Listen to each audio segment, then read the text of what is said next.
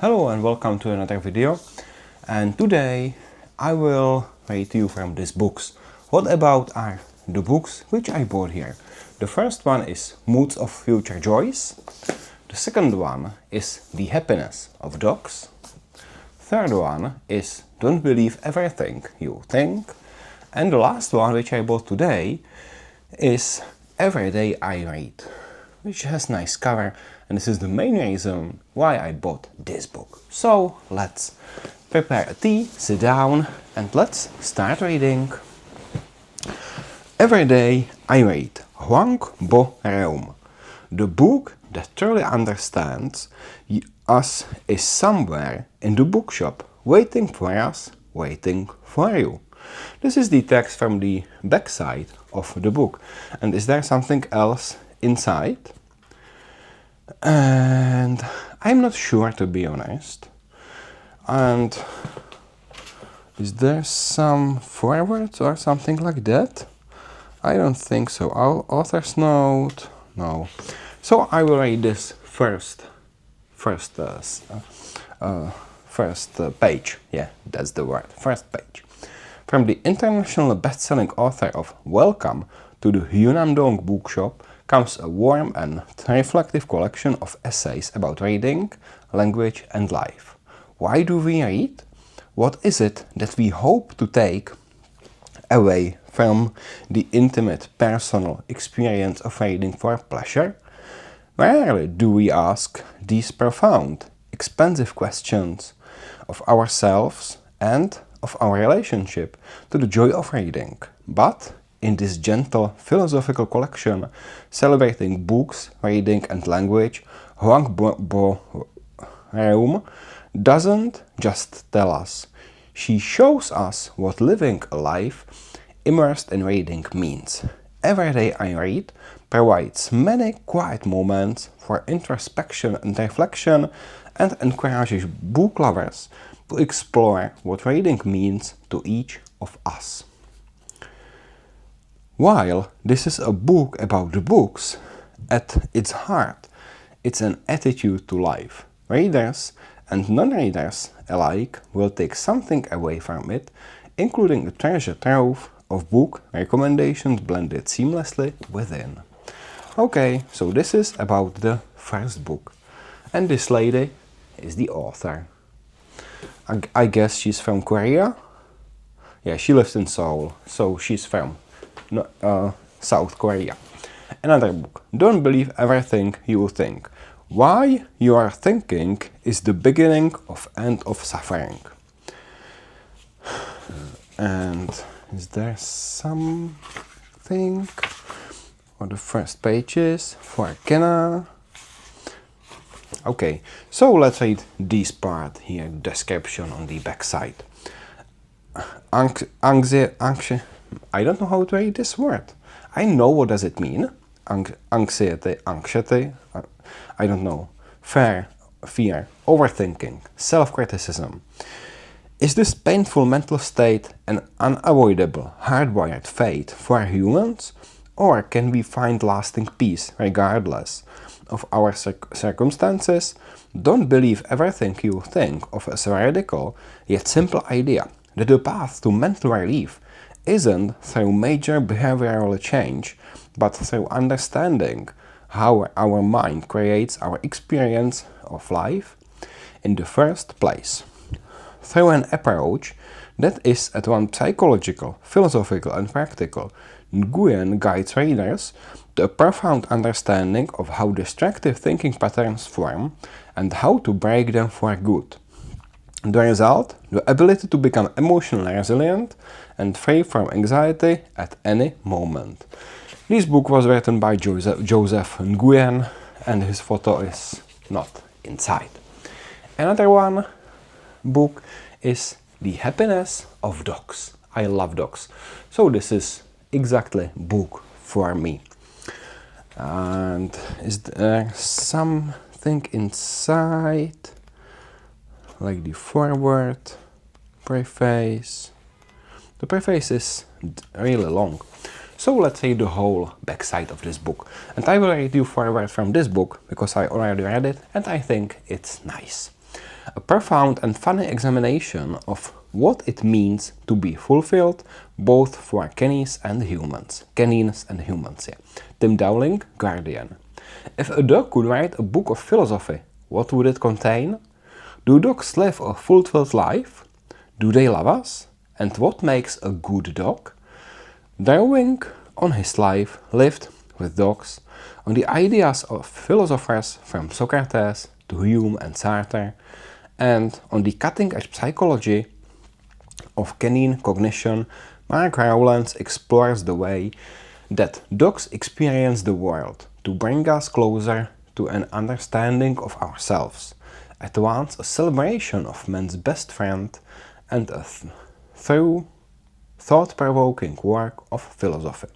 The Happiness of Dogs explores how dogs may have better answers to the meaning of life than we do. Writing with zest, humor and passion, Rowlands blends delightful vignettes of his beloved dogs with fresh and radical answers to some of the oldest questions in ethics. This is a book everyone interested in animals and philosophy must read. John Gray. A lovely meditation and on what's again, yeah. A lovely meditation on what it's like in our canine companions' heads. At turns sad and profound, Emma Beddington Observer. One of the most engaging and enjoyable works on philosophy, and, for that matter, dogs, I've ever read. Wise, profound, often very funny. I loved every page. Anthony McGowan. And let's move to the last one, the last book about cycling by Alastair Humphreys. I love cycling, so this is the best book for me. Moods of Future Joys. At the age of 24, Alastair Humphreys set off to try cycle around the world. By the time he arrived back home, 4 years later, he had ridden 46,000 miles across 5 continents on a tiny budget of just £7,000. It's insanely low budget here, just to imagine. £7,000. He cycled this journey in the beginning of the century, like in 2002, something like that. I know a few people who also cycled in 2002, in that period, and they spent usually about 30 to 40,000 pounds, but not for 4 years, but for 3 years. So 7,000 pounds. It's really a tiny budget. Moods of Future Joys is the story of the first stage of his epic journey. Struggling with the enormity of the challenge he had set himself, Humphreys recounts the hardship of the expedition with great honesty. His ride through Europe, a turbulent Middle East, and down Africa is buoyed, I don't know how to read this word, by the kindness of strangers and the thrill of the freedom of the open road. And let's read the foreword.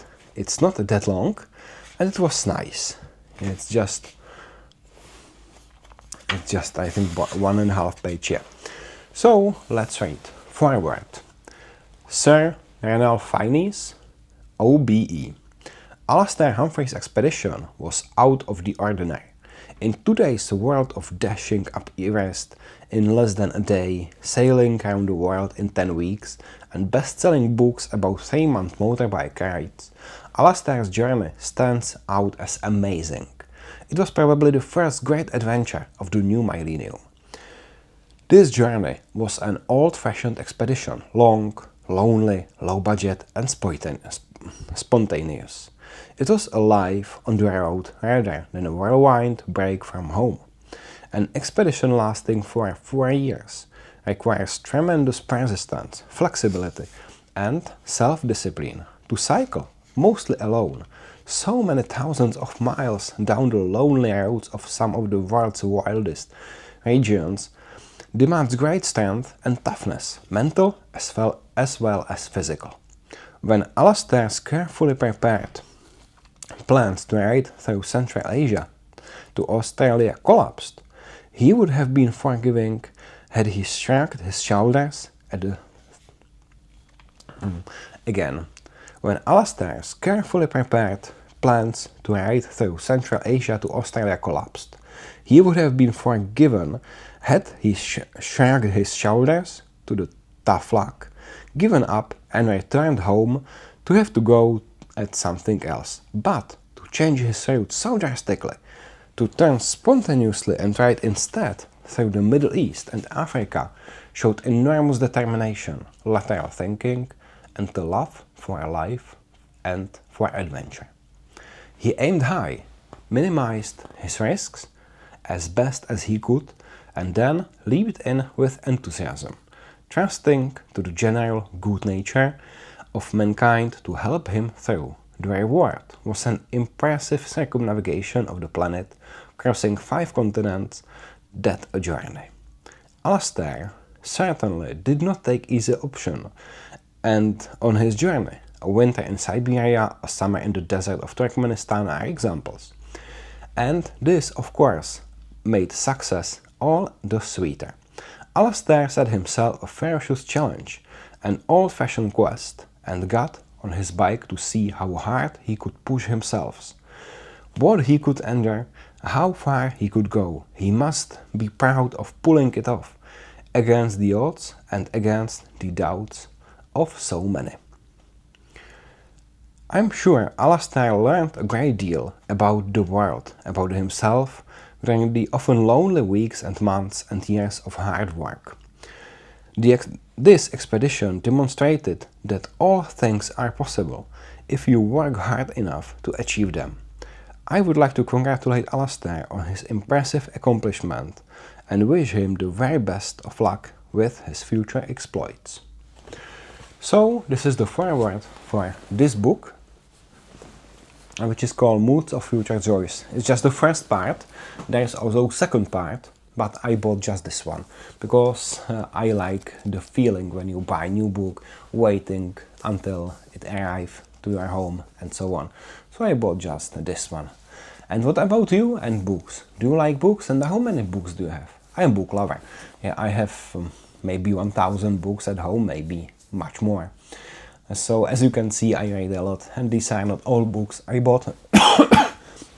These are the books just for me, which I bought only for myself. And here are also books for my kids, for my wife. So I have pretty nice gifts for my family. So thanks for watching. If you didn't watch, that's okay. As I mentioned mentioned in the previous videos, I'm doing these videos just for me. So have a nice day and see you later. Have a nice day. No, then I'm tired today, I'm sorry. Have a nice day and see you later.